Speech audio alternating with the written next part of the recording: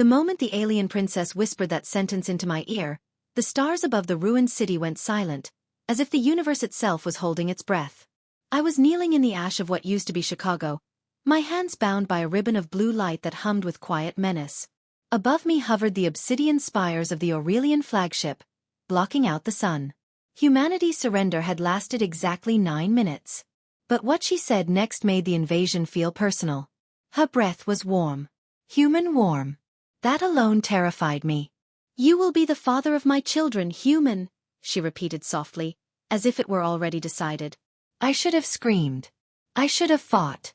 Instead, my heart slammed against my ribs with a different fear entirely. Because she wasn't asking.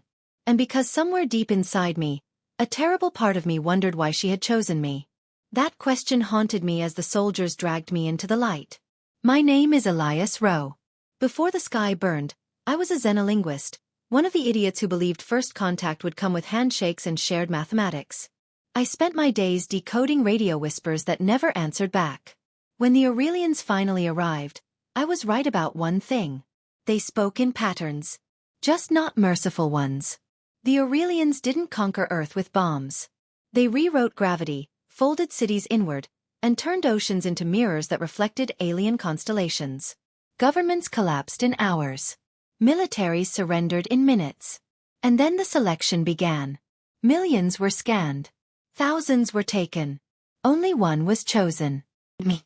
As the flagship carried me beyond the atmosphere, Earth shrank into a wounded blue eye staring back at me.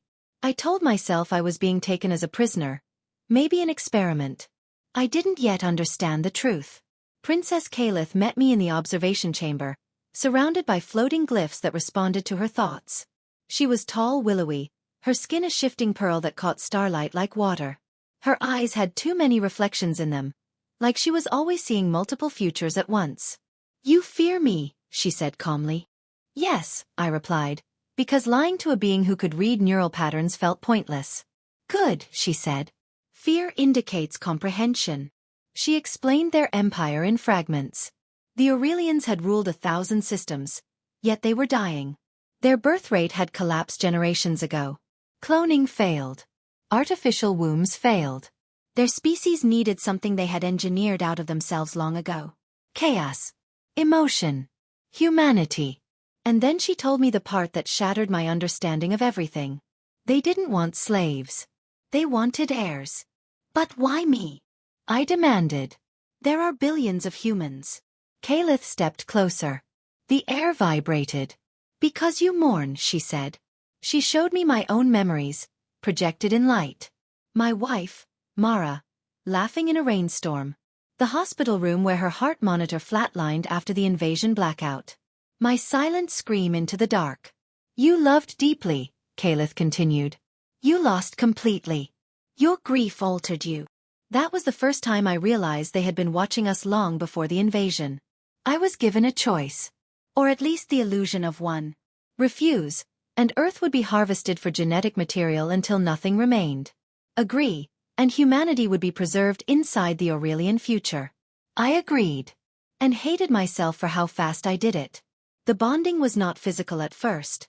They connected my mind to Caliph's through a neural lattice, forcing us to share thoughts, memories, sensations.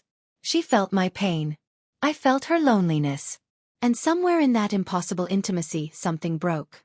Or maybe something healed. But that was only the beginning. Halfway through the cycle I discovered the lie. Caliph wasn't barren.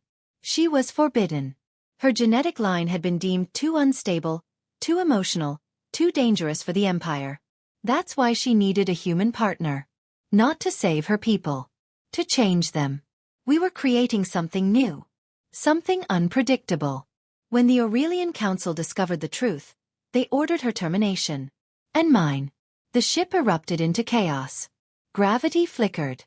Alarms screamed in alien frequencies that made my teeth ache. Caliph freed me herself, her calm finally cracking. "They fear what our children will become," she said. "Because they will feel." We fled through corridors of light and shadow, chased by drones that erased matter with surgical precision. At the heart of the ship, Caliph made her choice. She transmitted the truth to every Aurelian world and every human survivor simultaneously. The galaxy watched as an alien princess chose exile over extinction. The war ended not with a treaty, but with a birth. Years later, I stand on a green world that didn't exist before the invasion. Our children play beneath a sky filled with unfamiliar stars. They laugh. They argue. They feel everything. Caliph stands beside me, her hand warm in mine, no longer a princess, but a mother. Humanity survives not because we were strong, but because we were loved. And when my daughter looks up at me with eyes that hold both stars and tears, I finally understand why the universe went silent that day. It was listening to what came next.